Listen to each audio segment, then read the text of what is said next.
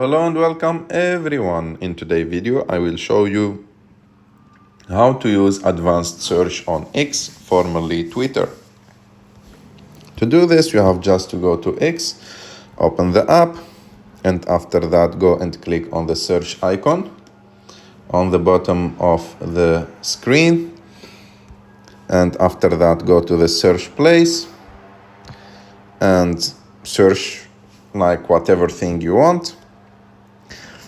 And as you can see on the top right of the screen, there is like filters or settings icon. Click on it.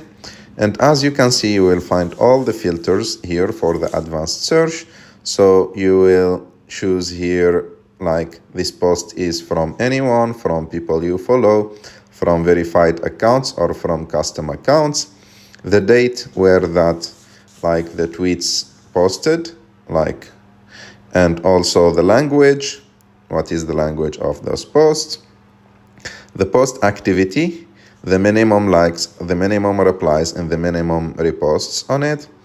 If you want it also to be near you, like geographically, and if you want to exclude replies also, and after that you have just to click apply and you will see results as like using the filters that you have chosen.